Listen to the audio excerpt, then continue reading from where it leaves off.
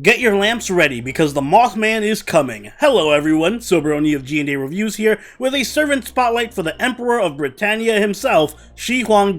We'll be examining his stats and skills as well as going over pointers on how to utilize him effectively and an overall grade, comparing him to how he stacks up to the other 5-star servants. Now, onto his stats. Shi Huang has a max HP of 15,828 and a max attack of 9,977, which becomes 10,974 due to his ruler class modifier. For a 5-star ruler, both Shi Huang's HP and attack are about average. But don't let that fool you, because compared to the rest of the 5 stars, Shi Huang has one of the highest HP stats in the game, the 6th highest to be exact, while his attack is effectively average thanks to his class modifier. Additionally, Shi Huang's quick card has 5 hits, his arts has 4 hits, his buster has 3 hits, and his extra attack hits 4 times. He has an NP gain rate of 0.47% and a star rate of 10%. Overall, his stat spread favors defense, however he does still have respectably high attack, and his NP gain and star generating are both above average due to his high hit counts. Taking a look at his skills, his first skill is All Books Must Be Burned, rank A.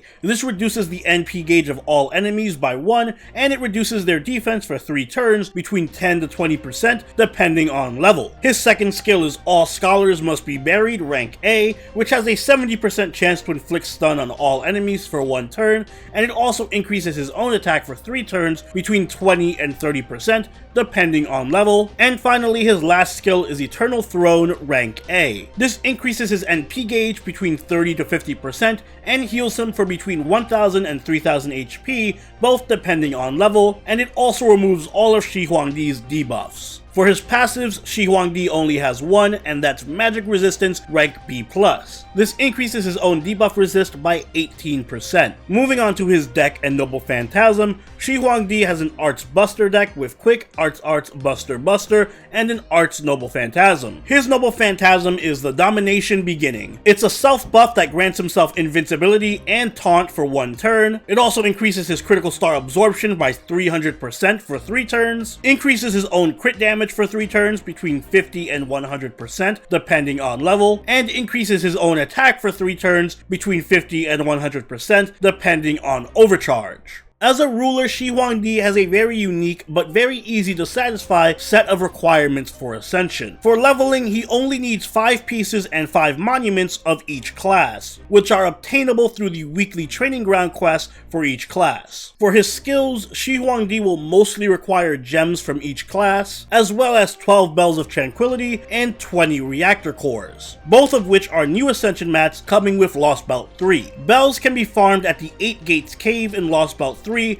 with a 39% drop rate, and Reactor Cores have a 20% drop rate at the Detention Center in LB3. Shi Huang is not just an Emperor in name only. His stats definitely reign superior over most other servants. From his massive HP pool to his surprisingly strong NP gain and star generating, Shi Huang has almost everything going for him. Just about his only weak point on the stat sheet is his seemingly meager attack, but even that is quite good considering the big passive attack buff that comes from just being a ruler. His ruler class also serves to make him even tankier than he first appears, since he takes half damage from almost every enemy. All this, and we haven't even touched on his skills yet. His first skill, All Books Must Be Burned, is a very strong piece of utility that provides Shi Huang with an AoE NP drain and 20% defense down. The defense down is a nice bit of support because it effectively gives the whole party a 20% damage buff if it lands, but the NP drain is what makes this skill so powerful. NP drain is one of the most powerful effects a servant can have for boss fights and challenging content, especially in arts teams, because it buys the whole team an extra turn to survive and wait for cooldowns to end. And the fact that this is an AoE Noble Phantasm drain makes it even better. But Shi Huang's utility doesn't end there. He also has his second skill, All Scholars Must Be Buried. This skill has a 70% chance of inflicting stun on all enemies, and it also increases Shi Huang's attack by 30%. Between this and his first skill, it's worth noting that Shi already has a 3-turn 50% damage buff built into his kit even before he NPs,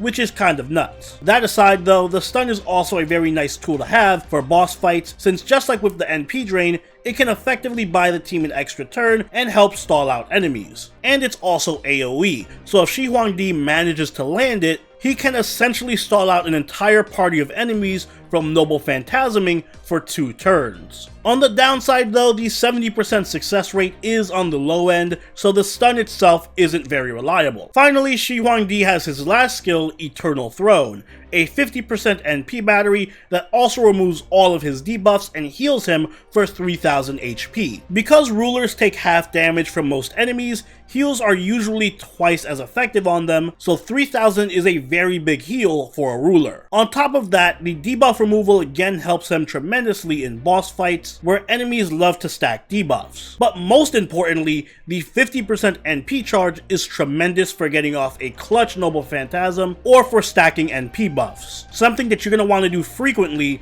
with Shi Huang. All 3 of Shi's skills are borderline broken, but for skill order, definitely level the NP charge first because it's the most important to his strategy, followed by the NP drain for the utility, and then the stun last, since the stun chance doesn't increase with level. Shi's Noble Phantasm is a self buff that gives him a 1-turn invincibility with a taunt, a 50% attack buff, a 50% buff to crit damage, and a 300% buff to Star Absorb for 3 turns. And that's only at NP 1 with 100% overcharge. Both the attack buff and the crit buff scale higher with additional overcharge and NP level respectively. It's probably obvious, but this Noble Phantasm is absolutely broken, and it's arguably tied with Merlin's for the best in the game. The attack buff is gigantic, especially considering he already has a 50% damage buff built into his skills, which means reaching 100% attack buff with Shi Huang is exceedingly easy. On top of that, the Star Absorb buff does give him a star weight that is very similar to Ryder's, so he has no problems with critting,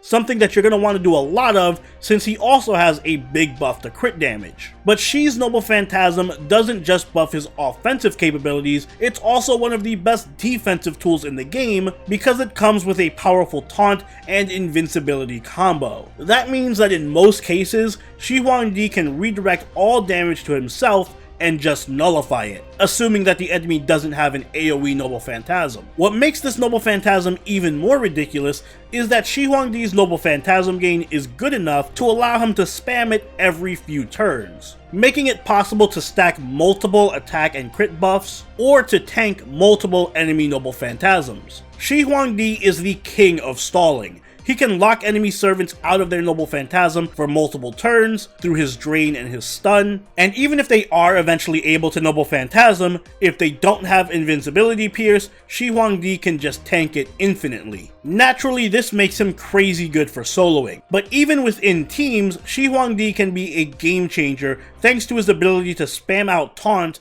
and keep the team alive while they buff him. Don't mistake Shi for just a tank though. He's easily able to stack the attack and crit buffs from his Noble Phantasm to reach some insane damage numbers as a crit DPS. But despite being so self-sufficient, Shi Huang does have a few drawbacks. Firstly, while he does have decent star generating, it isn't enough to fuel his own crits consistently, which can make his damage wildly inconsistent if he doesn't have a star generator. And secondly, he is a slow starter. Most of Shi's damage comes from maintaining and stacking his NP buffs, so it can take him a few turns before he starts to inflict some real damage. And even then, if you can't maintain the NP buffs, his damage falls off significantly, which again makes his offensive side a little inconsistent, and it means having to strategize when you should be using his Noble Phantasm offensively and when you should be using it defensively. Finally, this isn't much of a flaw, but that inconsistency in damage and having to balance when to play defensively and stall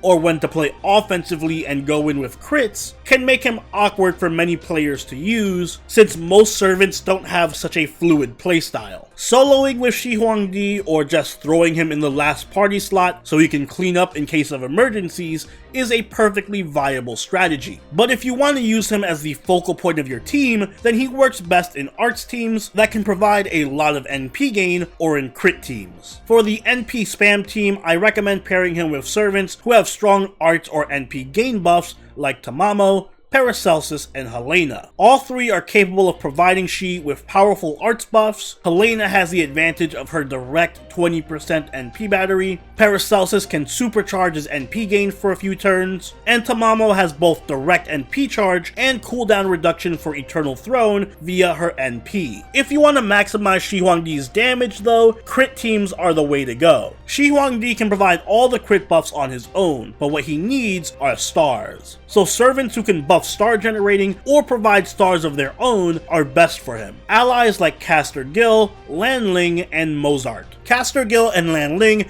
both have powerful star generating buffs for the party, which should be more than enough to provide Shi what he needs. And Mozart can star bomb on command for a more direct setup. It also helps that all three of them have arts buffs to further help Shi Huangdi with his NP spam. Shi Huangdi's Bondcraft Essence is miniature of a Pang Palace. It grants him a one-time Guts that revives him with half health. This is one of those craft essences that's more about flavor and lore than practicality. It can be useful for soloing, but in most cases you're better off just focusing on damage or NP gain CEs. For damage, you should be using craft essences that can buff his crit damage, and either buff arts or provide crit stars if possible, like Another Ending, Knight's Pride, Heading Towards Treefoss, or Sailor in White. For a more NP spammy approach, go with the craft essences that buff arts or NP gain, like Formal Craft, Magical Girl of Sapphire, Painting Summer, or Prisma Cosmos. I feel like I'm mentioning this craft essence a lot lately, but in the future, be on the lookout for Annual General Meeting,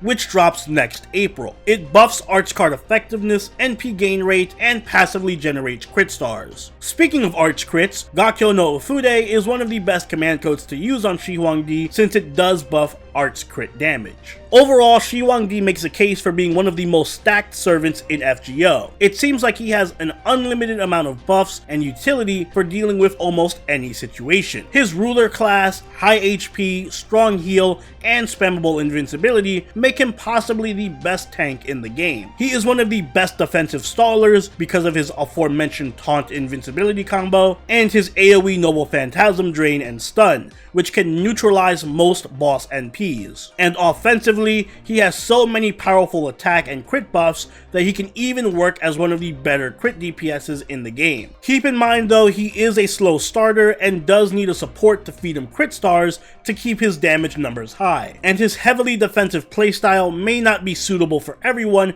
especially if you don't like your fights lasting 25 plus turns. All that said though, how can Shi Huangdi get anything but an S from me? Now that doesn't mean that he's perfect, but when it comes to art stall and having a toolkit that can completely trivialize even the most challenging boss fights, there really isn't any servant that's better. Maybe one day DW will actually give Zhan some skills to use, but until then, Shi Huangdi is very easily the strongest ruler in my book. And those are my thoughts on the Emperor. He is the first in a very long line of powerful servants coming up. But what do you think? Let me know in the comments down below. If you haven't already, do please check out my spotlights for all the other Lost Belt 3 servants listed both on screen and in the description down below. And if you enjoyed this video, don't forget to leave a like and consider subscribing if you really enjoyed the video. Join the party over on our Discord, chill with us on Twitch, and follow us on Twitter. And I'll see you all in the next servant spotlight.